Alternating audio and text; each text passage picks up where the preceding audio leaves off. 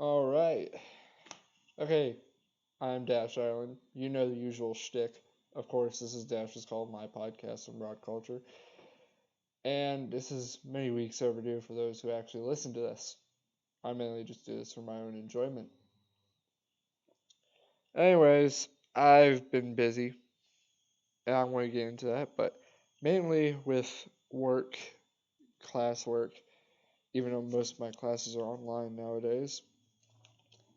But let's get into the usual segment Song of the Week. Far Away by Breaking Benjamin featuring Scooter Ward of Cold. Now, of course, it was only about 2 weeks ago or so that Aurora, the acoustic album from Breaking Benjamin, came out. And Far Away is the one original song that's on there. The others are previous Breaking Benjamin songs. And I don't know, there's something about Far Away that's good, even though it sounds like a rushed Breaking Benjamin song because it sounds like another Breaking Benjamin song, so it really doesn't feel like it can be itself, but I still seem to like it. I'm still attracted to the song. And it's like one of the few times I can say that about Breaking Benjamin, where one song sounds a lot like the other, because usually they make albums that are pretty different, like they have the same Breaking Benjamin sound, but no song really sounds alike, if that's making any sense at all. So yeah, whenever you get time, take a listen to it. You can look it up on music video, which is pretty interesting as it combines elements all from Dark Before Dawn and Ember, which I kind of like how they make these mysterious um, titles for albums and whatnot. And I've always kind of liked that about Breaking Benjamin along with their artwork. I mean, Aurora is a bit different. It it's kind of like a usual Breaking Benjamin, but I'm not going to criticize it too much. And now the tracks Ben did deliver on his promise about the tracks not being carbon copies of the original versions, that they're completely reimagined acoustically, which is nice. But I still kind of think there were some that didn't really need an acoustic render. Like, I don't know. I still feel like Until the End should have been included because they did an acoustic render of it for St. Jude's Hospital whenever they performed in front of the children and staff. And that acoustic render was such a great render. I don't know why they wouldn't put it on there. Dance with the Devil featuring Adam Gontier is pretty interesting, to say the least. Um, Dear Agony featuring Lacey Sturm, I like that. I don't know, it's like Dear Agony was always one of those songs that is best as an acoustic song. So there's that.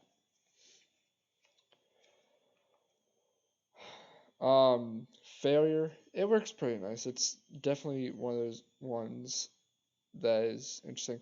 I don't feel like Torn Into or Tourniquet should have been on there. That was Kind of would like to see Feed the Wolf reimagined as acoustic. Because when it comes to my favorite hard rock bands, my number two is Breaking Benjamin. And it's kind of weird considering that I didn't know Breaking Benjamin's music until 2016. Okay, next segment. So, I finally got Terminator Dark Fate on Voodoo because my father gives me digital codes. And anyways, um, I get the code, I watch the movie, and it's complete shite. Like, it's so much shite that you can smell it through the TV screen. I mean, just to say this,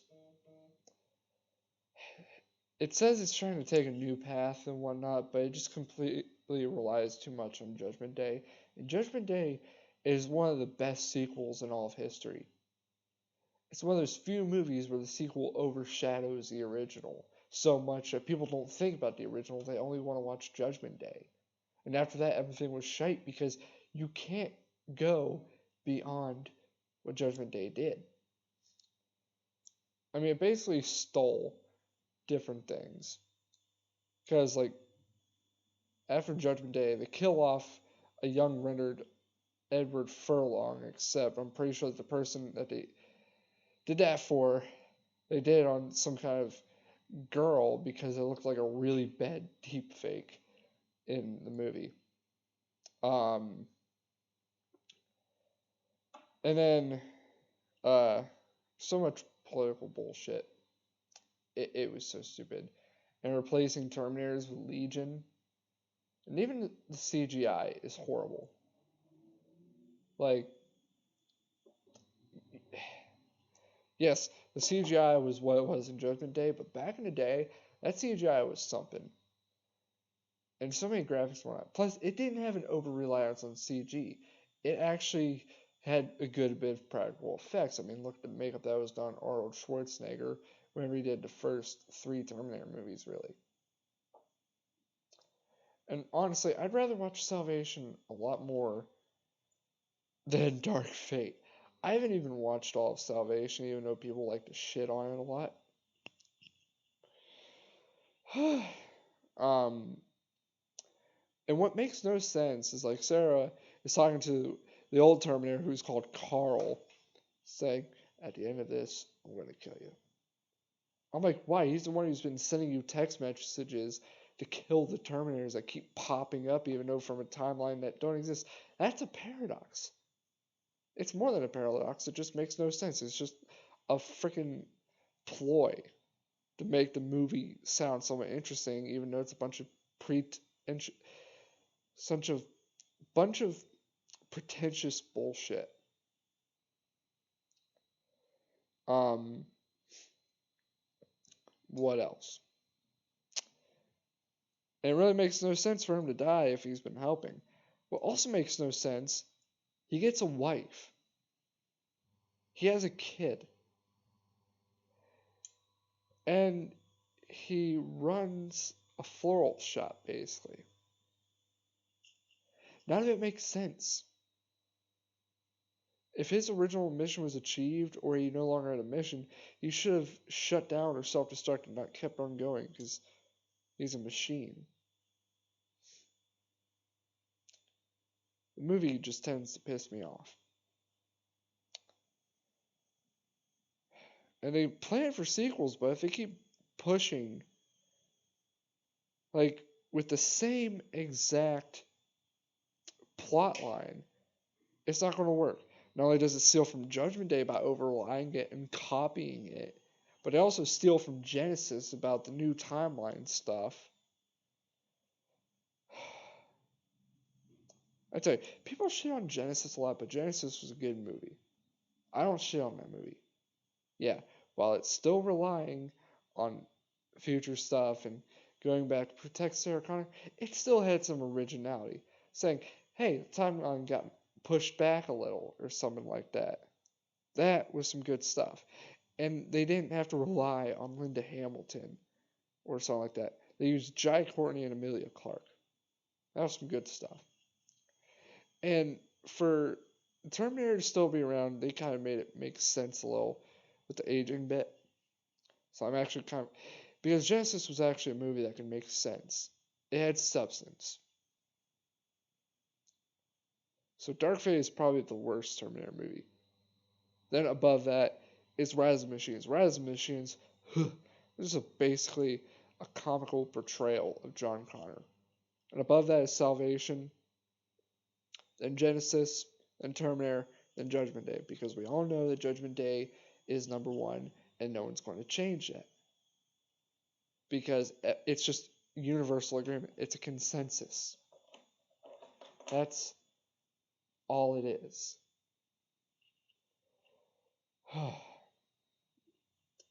Anyways, next thing, Arrow Season 8. It finally came to Netflix because I haven't been paying attention to my recording service a lot because the service I'll record episodes and I'll expire in some time. And um, so far so good. I was actually a bit surprised to see Katana show up in episode 2, which I won't get to finish the season within a week. I'll probably binge watch the first 7 episodes, but I'm not going to watch episode 8 where everything just finally comes together until all the other seasons of the Arrowverse shows come out, or I can find some kind of streaming service that'll give me those last episodes. Because if I only watched 1 episode in that crossover, it's going to make no sense. I learned my lesson the first time this has happened. Um, so it's still interesting. Plus, I've watched the cameos because I saw a video that um really um I don't know how to say it. They were interesting because you see Ray Palmer actually play Clark Kent of his world from Superman Returns, even though Superman Returns was a horrible movie. It's nice that they bring that back. Um, and then they had Smallville's Superman, which was interesting. I never watched Smallville. I don't think I will, considering I don't have much tolerance for shows where they spend 45 minutes of exposition, or they have a villain of the week, or they go on for 20 episodes. When really they can just go on for, I don't know, a maximum of 13 episodes. That's why Sons of Anarchy kept my interest for so many years. Because they're mainly 12 to 13 episode seasons, and they don't spend their time jacking around. They get to the point. Then again, it's not an expansive universe. It's something on its own that focuses on canon. Who else did I have?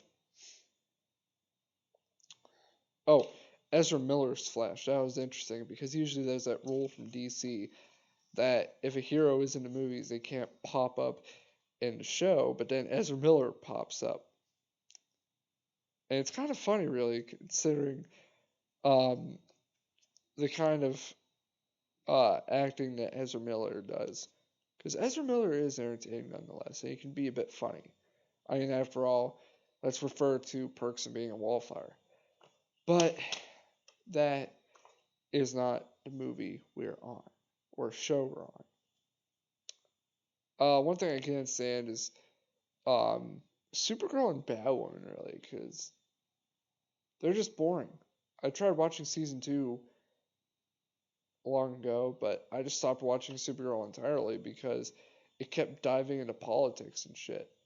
It it got boring quickly. I'm not even gonna bother watching Batwoman because whenever she came in the Elseworlds crossover, there was really nothing interesting about Kate Kane. Like, if you want representation, go right ahead, but don't rely on old characters and change them into something they're not really. I mean, if you want someone like who's like Batman, who's a woman, you can do something similar like that, but just don't turn Batman into Batwoman. Just like you shouldn't turn male Thor into female Thor, because it just doesn't work out.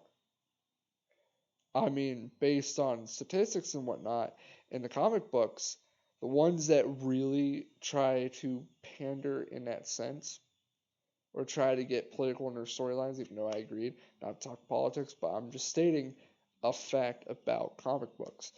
And that one is that when you try to play to a polarizing view, it's not going to sit well.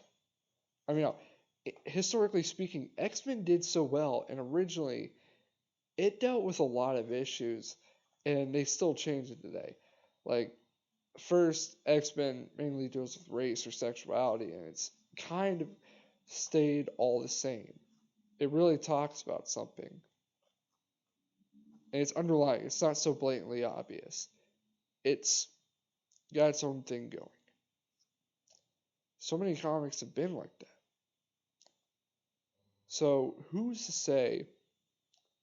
You gotta play to something that anyone can agree with, not just one side that you think is the main basis of your fandom.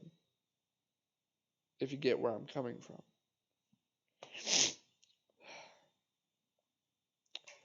I'm done talking about Arrow. Which hopefully Manu Bennett shows up some point in this season. I'm still watching. I'm only halfway through episode 2.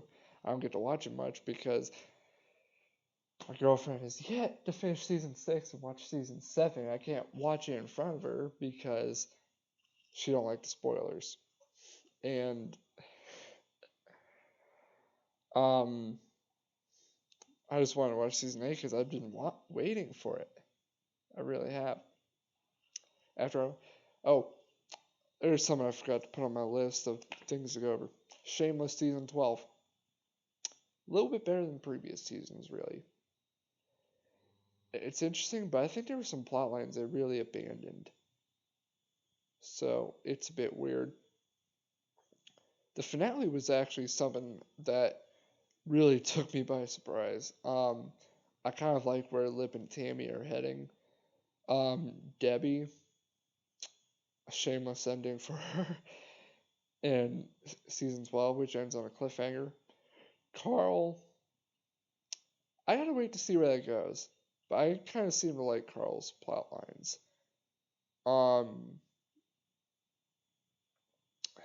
Liam, he's still fitting into his own, but he's definitely got something going. He's got potential. Frank, he really got shameless in this one. And then Ian and Mickey getting married. It was a good episode.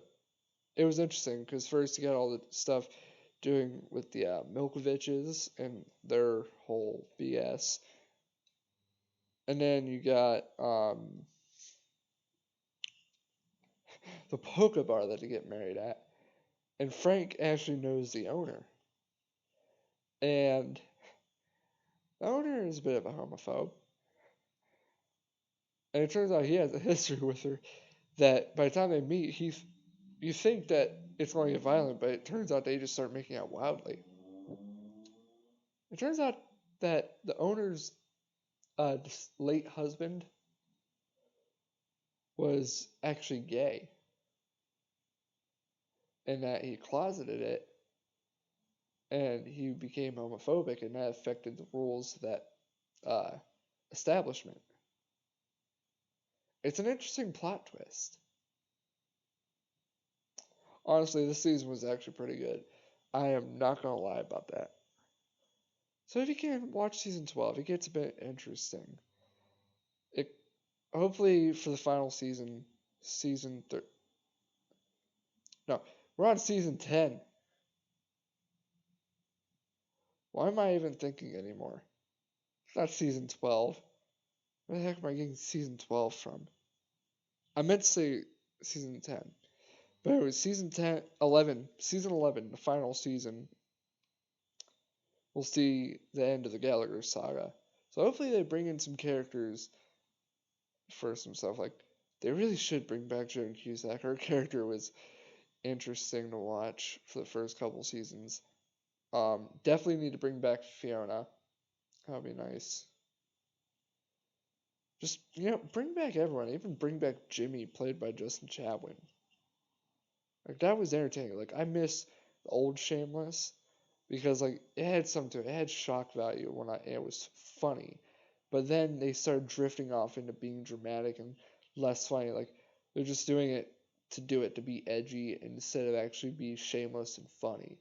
Like, being unapologetic about the humor. That's what I miss about Shameless.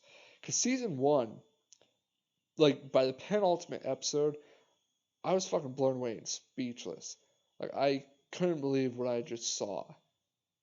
And it was pretty funny. Even though you're thinking in your head, what the hell? Why? It was really something interesting. Next subject. New music. This is going to be a short one. So, I'm going to be putting out new music soon. Of course, still gotta work on the song St. Caleb because it's not truly refined or anything yet. I still gotta work with Spencer on that. Um, I've got another song called The Tunnel, but I'm gonna wait on that because it definitely needs work. These are brand new songs, and I wrote St. Caleb back early January. I wrote The Tunnel a couple weeks ago,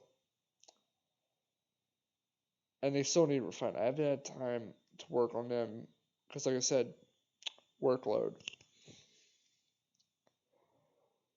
And now it's time to get into why I've been busy. My girlfriend and I, we decided to adopt a puppy. Now, she already has a dog. His name is Whiskey. He's a lovely pupper, 11 months old. And he's the cutest thing, I swear. And he's a great big brother to his new little brother that we adopted. Also another pit. His name is Ozzy. I'm gonna pull up the image here. And um, he's just the cutest thing. And I'm busy because I have to help watch him and whatnot. And sometimes it can be exhausting because you have to keep moving him to keep them in a room or put them on a puppy bed because you have to train them at this early. As you can see in the picture, he's in a chair. He's in my chair, so evidently he loves it a lot. And while we were looking at the pictures of the litter that was up for adoption, my girlfriend, she wanted another one that was like super cute, but I really wanted a black one. And we wanted to go for the one that looked like it was going to be really dark, but um, I actually think little Ozzy here might have been the runt of his litter, but that doesn't change anything. He might not have as much build as his brother, but um, he's definitely going to be loved by us. Because he's playful and he's a bit crazy. And I think everyone knows why we called him Ozzy. Because he's a dark colored pit bull. Um, because we've had different names. And it's not because of a pun on Ozzy Osbourne. Because oh, my girlfriend, she hates it whenever I play that pun. Because she's like, if I hear you call Ozzy that around me, I don't know what's going to happen to you. She, she's basically said it to me. Because the pun is, I think everybody's seen it, where it's called Ozzy Osbourne, the Prince of Darkness. It's stupid, I know, but it's just one of those things that are fun, you know? Yeah. Figured I'd give you a nice little look at my girlfriend and I's little pupper. We love him so much. Yeah, so, fair, I'd wrap up the little deal with this episode on a happy end. So, yeah, don't forget to like and subscribe to these. I honestly don't care, but yeah, just do whatever. But yeah, I've been Dash Ireland. This has been Dash's Call. We'll see you later with more videos.